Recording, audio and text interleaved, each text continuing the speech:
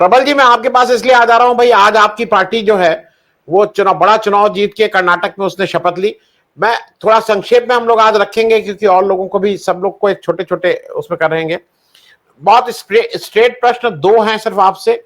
ये चीज तो समझ में आती है कि आम आदमी पार्टी के केजरीवाल साहब को, जो अभी कर्नाटक ही के चुनाव में कांग्रेस के अगेंस्ट 208 सीटों पे लड़े थे, मेरी जानकारी में शायद सब जगह उनकी जमानत जब्त हुई थी, लेकिन अगर किसी को जानकारी हो कि कहां जमानत जब्त नहीं हुई थी तो वो थोड़ा हम लोगों को बता देगा।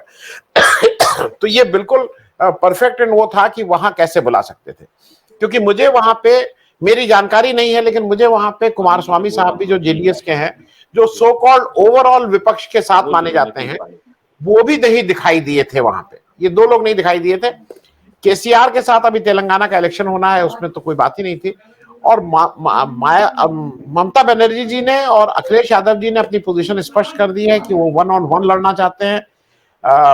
लेकिन अखिलेश जी ने अपने को, जो ये तो मुझे लगता है पॉलिटिकल बहाने, अखिलेश जी और ममता बनर्जी दोनों लोग खुद कहीं व्यस्त थे और उन्होंने अपने प्रतिनिधि भेजे। तो पहली चीज तो ये कि कुछ लोगों का कहना है कि भाई सबको बुलाना चाहिए था, एक चीज। दूसरा यह है कि कर्नाटक मॉडल अब आपका गुजरात मॉडल को कितना देख पाएगा, बहुत संक्षेप में। और ये जो दिल्ली में हुआ, ये दिल्ली में मतलब ये क्यों नहीं ऐसा लगता है कि आम आदमी पार्टी पूरी तरह से विपक्ष बीजेपी से लड़ने के लिए तैयार है? उसमें एक संशय की स्थिति हरदम क्यों रहती है कि लड़ेगी नहीं लड़ेगी, क्या करेगी क्या नहीं करेगी, कुछ एक संशय हरदम रहता है। प्रबल जी दोनों का, लेकिन संक्षेप में क्योंकि आज और लोग भी हैं तो थोड़ा उनको भी सुनना चाहेंगे। जहाँ तक आपने चीजें बोली है, पहली चीज तो ये है कि हम लोग जो 5 गारंटीज दिए हैं उसको राहुल गांधी थोड़ा जी ने तेज कह दिया है। प्रबल जी, थोड़ा बुलंद आवाज हाँ, में। मैं ये कह रहा था कि राहुल गांधी जी ने जो 5 गारंटीज के बारे में बोला है उसको आज पहली कैबिनेट में, उसमें से 2 गारंटीज तो करीब करीब हमको लगता है कि पहले कैबिनेट में पास हो जाएगी। तो मैं शुभकामनाएं दूंगा कर्नाटक की जनता को कि जिन्होंने नफरती एजेंडे को हराया। दूसरा बात आपने की, हमने किन लोगों को बुलाया किन लोगों को नहीं बुलाया। कुछ लोगों के बारे में यह स्थिति है कि वह भारतीय जनता पार्टी को मदद करते हैं, चाहे प्रत्यक्ष चाहे अप्रत्यक्ष। तो जिन लोगों को हमने नहीं बुलाया उसके पीछे हमारे पार्टी के तमाम और कुछ कारण होंगे, कुछ सोच होगी। लेकिन जहां तक आपने दिल्ली के संदर्भ में बात की है, दिल्ली में मुझे लगता है कि दिल्ली में एक नूरा कुश्ती चल रही है भारतीय जनता पार्टी और वर्तमान की जो राज्य सरकार है उसमें। और वह कोशिश है भारतीय जनता पार्टी की कि उस वर्तमान की जो राज्य सरकार है उसको एक लार्जर देन लाइफ, एक उसको उसकी ब्रांडिंग करनी, जिससे वह कांग्रेस पार्टी को नुकसान पहुंचा पाए। कुछ जगहों पर वह जो है उसको थर्ड अल्टरनेट बनाकर कुछ विधानसभा चुनाव में उसको लड़ाया जाए और लोकसभा चुनाव में भी उसकी बहुत सारे लोग उनको लेकर बहुत अच्छी अच्छी बातें कहते हैं। लेकिन एक बात समझ लीजिए, जिस अन्ना आंदोलन ने कांग्रेस पार्टी की सत्ता को उखाड़ फेंका था, में अहम भूमिका निभाई थी और भारतीय जनता पार्टी और नरेंद्र मोदी की सरकार को लाने में अहम भूमिका निभाई थी, वह भूमिका निभाने वाली वो अन्ना आंदोलन रहा है और उसके अरविंद केजरीवाल उसके सूत्रधार रहे। और कहीं नहीं छुपा हुआ है कि विवेकानंद इंटरनेशनल फाउंडेशन ने के अंदर जो मीटिंग 2010 में हुई थी, उस मीटिंग के कारण ही ये सारी चीजें हुई। और आज अन्ना हजारे कहाँ हैं, वो सीएजी के विनोद जी कहाँ हैं, अरविंद केजरीवाल कहाँ हैं, किरण बेदी कहाँ है, जनरल वीके सिंह कहाँ है, सब आपको पता चल रहा है कि सारे लोग आज कहाँ कहाँ हैं। और यहाँ तक आरिफ मोहम्मद खान कहाँ पर है, और ये सारे लोग उस मीटिंग के दौरान थे। रामदेव का लाला रामदेव कहाँ है, तो ये सब आपको दिख ही रहा है। जहां तक आपको लग रहा है तो ये विपक्षी एकता के लिए एक बूस्टर है और कांग्रेस पार्टी के लिए भी बूस्टर है, क्योंकि मैं कांग्रेस पार्टी में लगातार पिछले, आपको पता है कि मैं कामगार कर्मचारी कांग्रेस में नेशनल कोऑर्डिनेटर के तौर पर वर्क कर रहा हूँ। मैंने जो देखा है वो एक जज्बा, एक एक नई चीज मैंने देखी है लोगों के अंदर। अब कांग्रेस पार्टी के कार्यकर्ताओं में एक बूस्ट मिला है, और यह बूस्ट उस दिन से हुआ है कि जब राहुल गांधी जी ने जो पदयात्राएं की और उसके बाद जो उन्होंने सवाल उठाए हैं 7 तारीख को, 7 फरवरी को, और उसके बाद उनकी संसद सदस्यता चली गई और उनका बंगला छीन लिया गया। और जब उन्होंने कहा डरो मत, तो कांग्रेस पार्टी के लोगों ने जबरदस्त मूवमेंट किया है दिल्ली के अंदर भी और बाकी प्रदेशों में। तो मुजाहरा तो शुरू हो गया है और कर्नाटका में ये लोग हारे हैं, ये बड़ी चीज है। और इसकी मुझे लगता है इसकी रेप्लिका जो है आपको धीरे धीरे ये सब चीजें जो हैं आपको मध्य प्रदेश में भी दिखाई देंगी, छत्तीसगढ़ में भी दिखाई देंगी और मुझे लगता है कि राजस्थान में भी स्थिति यही स्पष्ट होगी और 2024 में जाकर नरेंद्र मोदी की सरकार जो है भारत से भी वापस जाएगी। अब मैं एक दो चीजें और आपसे कहना चाहता हूँ। ये गंभीर बात है, नई संसद के बारे में बड़ी चर्चा हो रही है कि Narendra Modi as a prime minister उसको समर्पित करेंगे।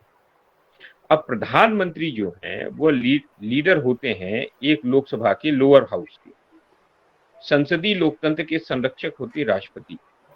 क्या भारत की राष्ट्रपति जो आदिवासी समाज से आती है और महिला है, क्या इसके कारण जो है उनसे उद्घाटन नहीं कराया जा रहा है?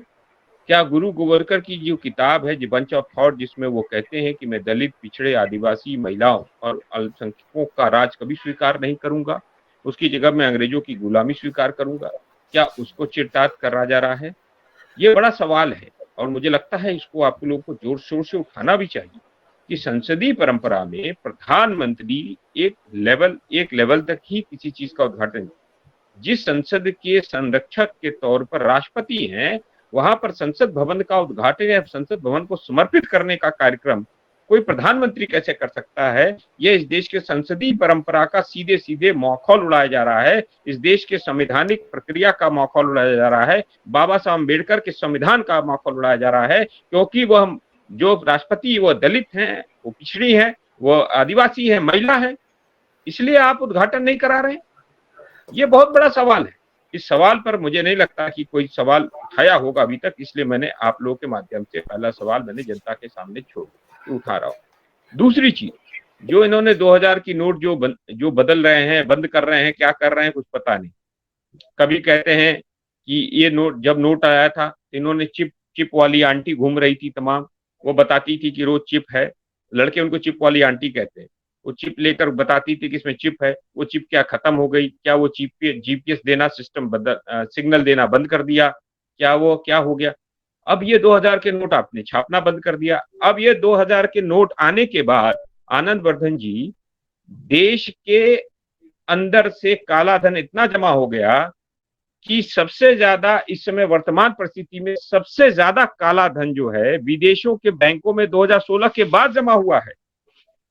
भारत के इतिहास में, लोकतांत्रिक परंपरा में जब से भारत आया है, 75 वर्षों के इतिहास में सबसे ज्यादा बैंकों में, विदेशी बैंकों में सबसे ज्यादा कालाधन भारतीयों ने जमा किया है। तो ये कालाधन वापस ला रहे थे। वो लाला रामदेव रोज कहते थे कालाधन वापस आएगा, कालाधन वापस आएगा। तो मैं नरेंद्र मोदी जी से पूछता हूं कि ये कालाधन भारत में वापस कब आएगा, इसका जवाब दो। कभी पिंक लाओगे, अब क्या बिल किए, वो कौन लोग हैं, वो कौन सी एजेंसी है, वो कौन सा प्रिंटिंग पेपर वाला है, किसको फायदा पहुंचाना चाह रहे हैं आप किसको फायदा पहुंचाना चाह रहे हैं इस चीज से, इस बंदी से, इस बदली से? और ये बताइए 30 सितंबर तक आप कह रहे हैं बंद होगा और ये सब ये होगा वो होगा। आप मुझे ये बताइए, अगर ये 30 सितंबर तक बदली होगी तो 2000 का नोट जब आप लाए थे तब आपने कहा कि इससे भ्रष्टाचार खत्म होगा, काला धन खत्म हो जाएगा, आतंकवादी घटनाएं समाप्त हो जाएंगी। अब जब आप बंद कर रहे हैं तो कह रहे हैं भ्रष्टाचार खत्म हो जाएगा। जैसे ये 3 काले कानून लाए थे तब कहते थे किसानों को मदद होगी, देश हित में है। जब इन्होंने कानून, जब हम लोग ने आंदोलन किया, कानून वापस कर दिया तो इन्होंने कहा देश हित में है। तो भाई देश हित में है क्या? मुझे लगता है ये नरेंद्र मोदी की बौखलाहट है। नरेंद्र मोदी घबराए हुए हैं। कांग्रेस की जो जीत कर्नाटका में है उससे ध्यान भटकाने की कोशिश कर रहे हैं। और नरेंद्र मोदी अब चीज समझ लें, इस देश में अब ये सारी चीजें नहीं चलने वाली। जो आप धार्मिक उन्मादी व्यवस्था फैलाते हैं और लोगों को तमाम खांचों में बांधकर आप चुनाव जीतने की कोशिश करते हैं, वो अब होने वाला नहीं है। जनता, अब नौजवान पूछ रहे हैं नरेंद्र मोदी से कि 2 करोड़ रोजगार कहाँ है पर साल का? ठीक है, लोग आते हैं। काला धन विदेशों से कब आएगा? नरेंद्र मोदी और लाला रामदेव बताएं, कहाँ है लाला रामदेव? आजकल कुछ पता नहीं लाला रामदेव का। वो बताते थे कि पृथ्वी से लेकर और चांद तक पैसा चला जाएगा, कहाँ है वो? प्रबल प्रबल कितना जी, पैसा इनका है?